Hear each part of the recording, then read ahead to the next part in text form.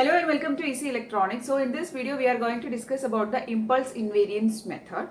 So this impulse invariance method is actually a very commonly used method to convert an analog filter to digital filter. So we can convert a filter transfer function from analog domain to digital domain. So we can actually convert an analog filter to digital filter by applying of impulse invariance method. So what are the various steps involved in this conversion, that is in this method, and how to actually do a conversion we'll be seeing with the help of an example. So we are going to see the steps and also we'll be doing a problem. Okay, so let us study the impulse invariance method, which is a very commonly asked question in all DSP exams. Okay, so let's see, and if you found the video useful, please don't forget to like, share and subscribe. Now let's see the impulse invariance method. So in today's video we are going to discuss about the impulse invariance method. So this impulse invariance method can be used to design IIR filters, and they are mainly used to convert a filter, that is an analog filter, to digital filter. Okay, so we have already discussed about Chebyshev filter and Butterworth filter. So these are actually analog filters and that can be used to design digital filters. So first we'll write the analog transfer function of these filters and then we apply some method and convert them into the digital domain. And those methods, out of those methods, one is impulse invariance method. Okay, so I hope the concept is clear. That is, in simple words, if you want to convert an analog filter transfer function h of s to digital filter transfer function h of z. So this is what actually we are doing. H of s is converted to h of z by applying impulse invariance method. There are also other methods, but impulse invariance is a very popular method. Okay, so we are going to see the steps first, then we will be doing an example question so that you will be getting a very crystal idea or crystal clear picture about this conversion. Okay, so first let us see the steps of converting the analog filter to digital filter. Okay, so the first step is that, the first step is actually to find the analog transfer function. Sometimes it will be given in the question, or if it is not given in the question, you should go for either Chebyshev filter method or Butterworth filter method as per the given specifications. And you have to actually design the transfer function, or you have to write the transfer function of a analog filter. Okay, so that is the first step, to find HA of S. So here HA of S is the analog filter transfer function. Okay, analog filter transfer function. So if it is given in the question, then half of your job is already done.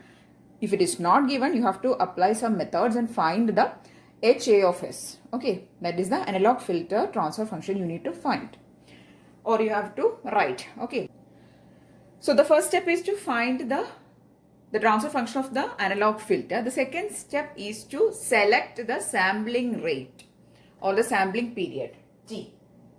So you have to select T, sampling period. Okay,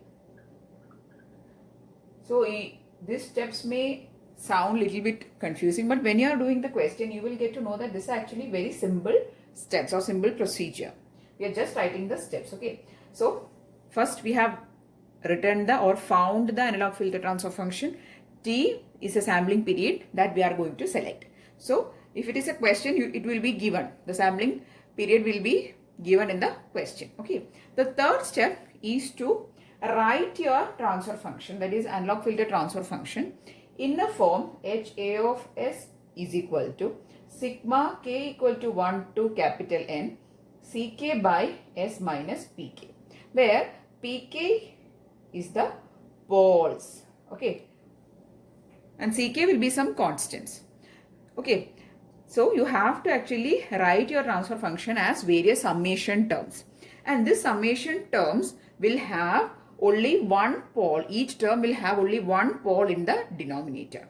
That is, in simple words, you have to write the transfer function as sum of single pole filter transfer functions or sum of single pole filters.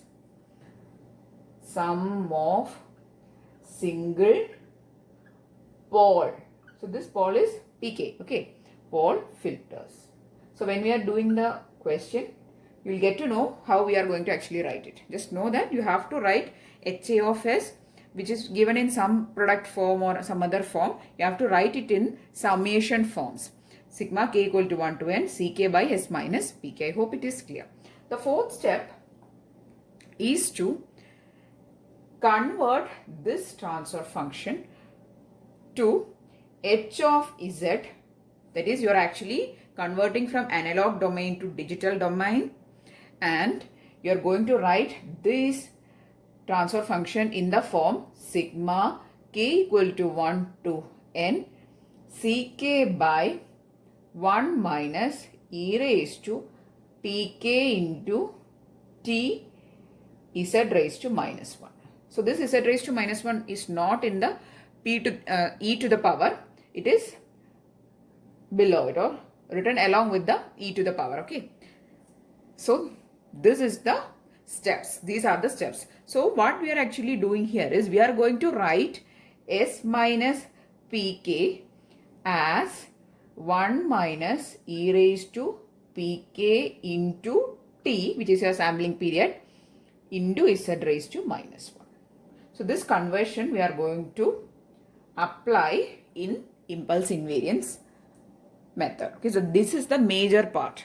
Here we are actually applying the digital transformation, or here we are actually performing the conversion to digital domain. Okay, that is, we are going to convert S minus Pk to 1 minus e raised to Pk into T into Z raised to minus 1.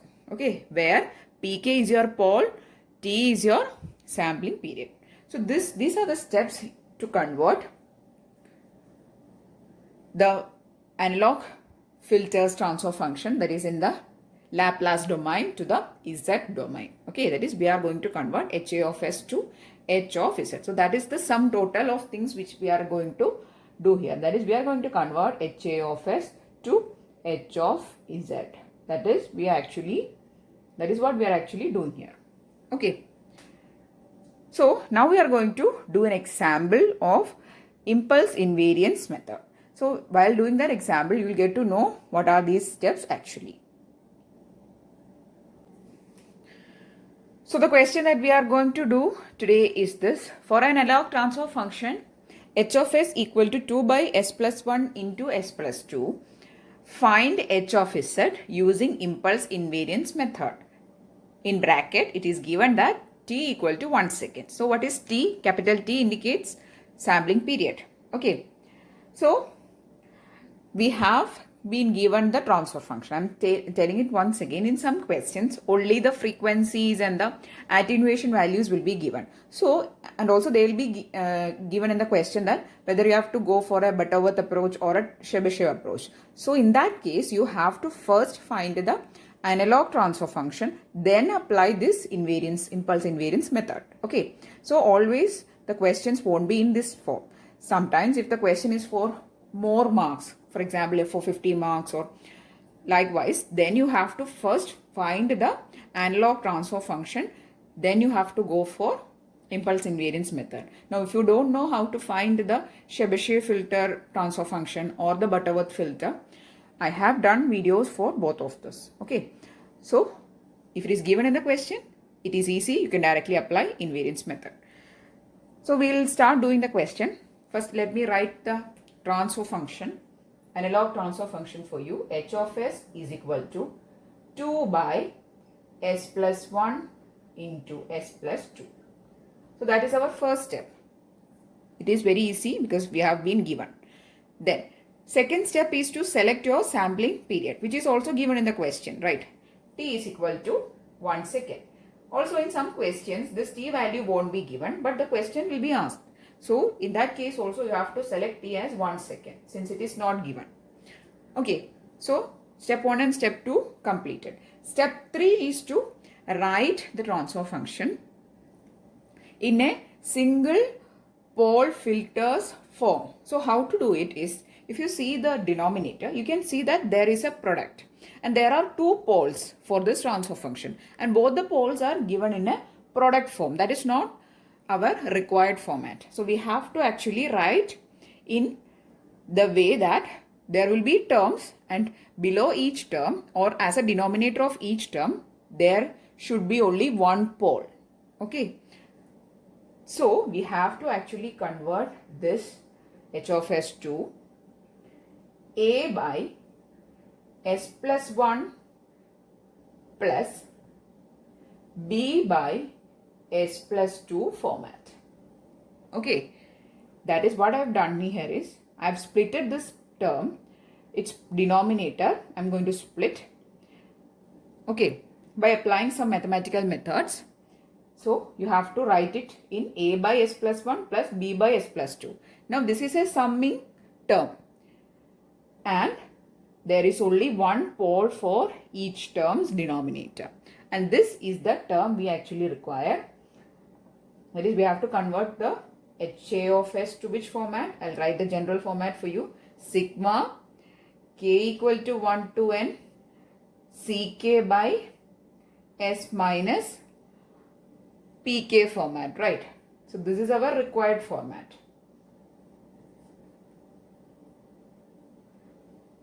Okay, so this is our required format.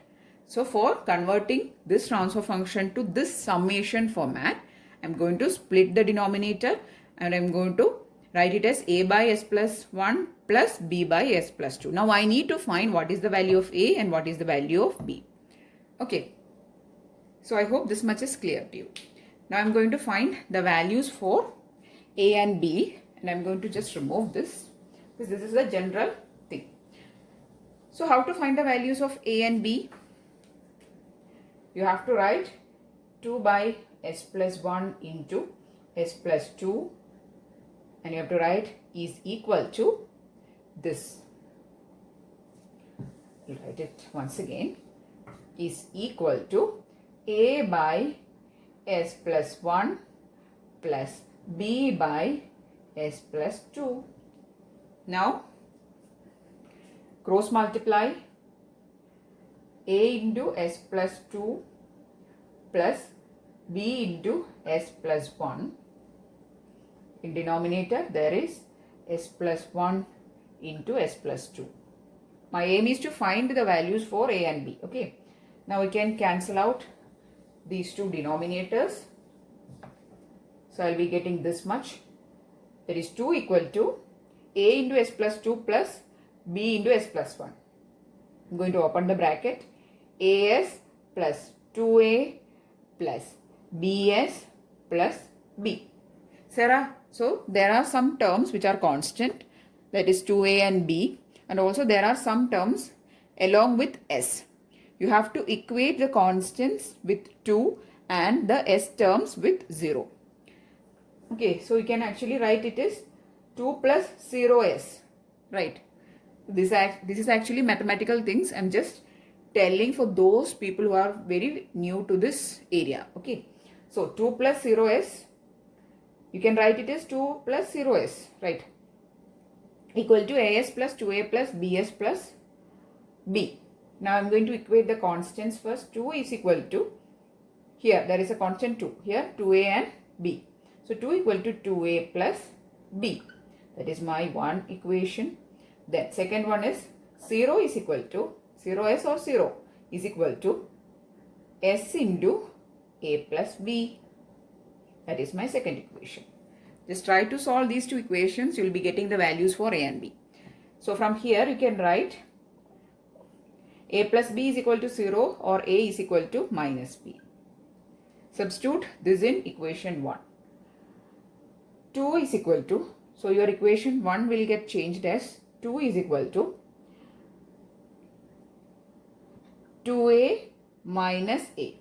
So I'll write b is equal to minus a, okay, or a equal to minus b. Anyway, you can go for it. So 2 equal to 2a minus a, or 2 is equal to a. So you have obtained the value of a is 2. and B is equal to minus of A. So B will be minus 2. So by solving this mathematical equation, you will be getting the values for A and B. I've just shown it for you how to do it. So if you don't know how to simplify these type of fractions or simplifications, you can apply this method. Okay. So 2 equal to, or you can write A equal to 2 and B equal to minus 2. I'll write it in the neat format.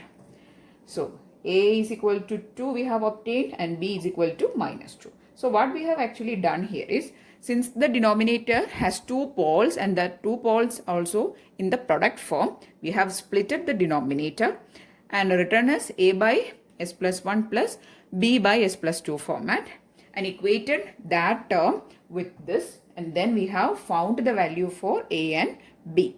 Now I can substitute the values of A and B in my equation and I can write the transfer function as single pole filter format. So I'll be getting, so what was my general equation?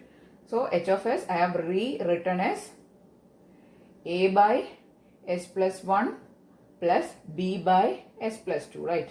And now I have obtained the values for A is 2, B is minus 2. So minus of 2. Now this is my analog transfer function in my required format.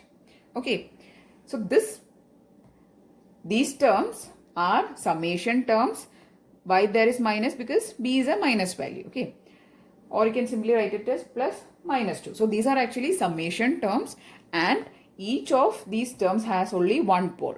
I think the point is clear to you now. Okay. Now I am going to apply my conversion to the digital domain.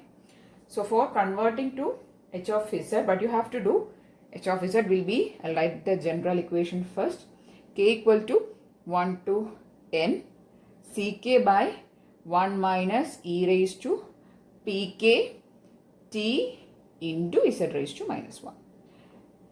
So here we have to first, so that is we have to convert H of S to this format, which will be in the Z domain. So before conversion, before converting to the digital domain, we have to actually find the values of Pk or poles. So there are 2 poles for this transfer function. One pole is here and second pole is here. That is the general equation. General equation is H of S is equal to sigma K equal to 1 to N Ck by S minus Pk. So you have to equate, that is S minus Pk is taking the form S plus 1 and S plus 2. So you have to find the poles, right, for here also and for this term also. So what will be the poles? So I'm going to rewrite this equation once again. H of S equal to 2 by S minus minus 1. I can write like this, right? I can write S plus 1 as S minus minus 1 plus minus 2 by S minus minus 2. I can write S plus 2 as S minus of minus 2, right? Now why I have written it? Because as I said, the general equation is sigma K equal to 1 to N Ck by S minus Pk, which is the pole. So since it is of S minus Pk form, in order to find the poles, I have to write it S minus Pk and S minus Pk form. So what are the values of poles? The pole values are Pk equal to minus 1 and minus 2. Okay, I hope it is clear. So we are actually writing in this form to find the poles. We have to get the pole values to substitute here. Pk, there is a Pk here. So you have to substitute it here. And for that you have to find the values of Pk. So I have rewritten this in this format. Very simple correction or symbol modification. 2 by S minus of minus 1 and minus 2 by S minus of minus 2. So that you will be getting Pk values as minus 1 and minus 2. Okay. Now I have all the things which are required. I am just going to apply to this equation.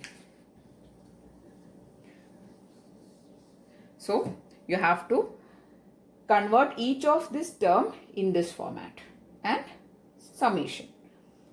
So the values will be 2 by So your result or your transfer function in Z domain will be 2 by 1 minus e raised to, I am writing this term. Okay, first I will be writing this term in this form, then I will be writing this term in this format.